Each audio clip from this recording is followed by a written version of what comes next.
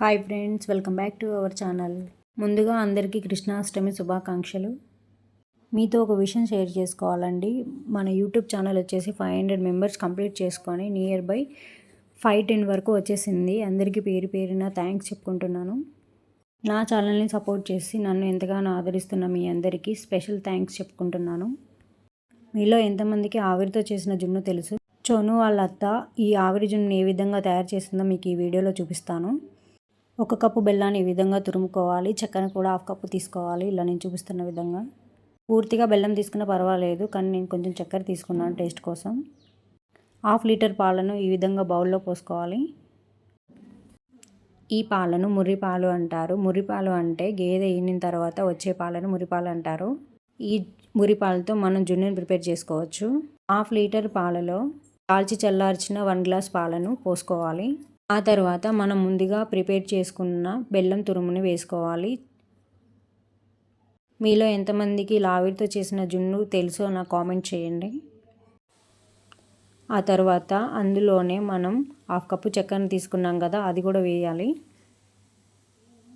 ఆ పాలల్లో 1 table spoon ఉప్పు వేసుకోవాలి. ఆ తర్వాత చక్కెర బెల్లం కరిగేంత వరకు ఇలా గరిటతో తిప్పుతూనే ఉండాలి. ఎలాంటి ఉండలు లేకుండా బెల్లం అనేది అందులో మెల్ట్ అయిపోవాలి. చూడండి, ఇంకా ఉండలు కనిపిస్తున్నాయి. సో మనం ఇంకా తిప్పుకోవాలి. ఇప్పుడు బెల్లం అంతా కరిగిపోయింది చూడండి. ఇలా కరిగించుకున్న ఈ పాలలో ఇలాచీ పౌడర్ వేసుకోవాలి. ఇలాచీ వేయడం వల్ల స్మెల్ చాలా బాగుంటుంది. వెలిగించుకొని ఇలా వెడల్పాటి కంటైనర్ పెట్టుకొని అందులో వాటర్ వేసుకోవాలి. ఆ వాటర్లో మనం ముందుగా ప్రిపేర్ చేసుకున్న బౌల్ పెట్టుకోవాలి. ఇలా డబల్ మెథడ్ బాయిలింగ్ తెలుసు కదా, అలా ఆ విధంగా చేసుకోవాలి. ఇలా ఆవిరిలో ఇలా ఉడికించుకోవాలి 5 మినిట్స్. ఇలా 5 మినిట్స్ ఉడికిన తర్వాత జున్ను అనేది చూడండి ఎలా ప్రిపేర్ అయిందో. ఈ జున్నుని మనం పట్టుకారుతో ఈ విధంగా బయటికి తీసుకోవాలి. ఇలా తీసుకున్న తర్వాత ఇలా నైఫ్తో రౌండ్గా కట్ చేయాలి. చూడండి జున్ను అనేది ఎంత చక్కగా ఉడికిపోయిందో. కేక్ లాగా భలే స్మూత్గా ఉంటుంది. ఇప్పుడు మనం ఇలా గిన్నె మీద మూత పెట్టుకొని ఆ ప్లేట్ని మనం రివర్స్ చేయాలి. ఇలా చేసిన తర్వాత 2 టైమ్స్ ట్యాప్ చేసి మెల్లగా బౌల్ని పైకి తీయాలి. ఇలా చేసిన తర్వాత చూడండి ఎంత చక్కగా వచ్చిందో జున్ను అనేది. చాలా స్వీట్గా చాలా బాగుంది. నాకైతే చాలా నచ్చింది.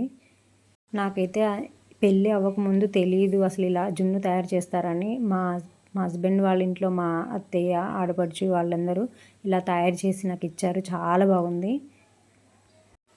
చూడండి ఎంత స్పాంజీ లాగా, కేక్ లాగా ఎంత సూపర్గా వచ్చిందో. మీరు కూడా ఒకసారి ట్రై చేయండి. చూడండి ఎంత ఎక్సలెంట్గా వచ్చిందో.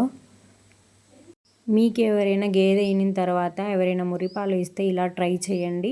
ఈ గేదె మురిపాలు అనేవి 2 డేస్ తర్వాత మళ్ళీ ఇలాంటి జున్ను రాదండి. చాలా అంటే చాలా బాగా వచ్చిందండి. మా చోను కూడా చాలా ఇష్టంగా తినింది.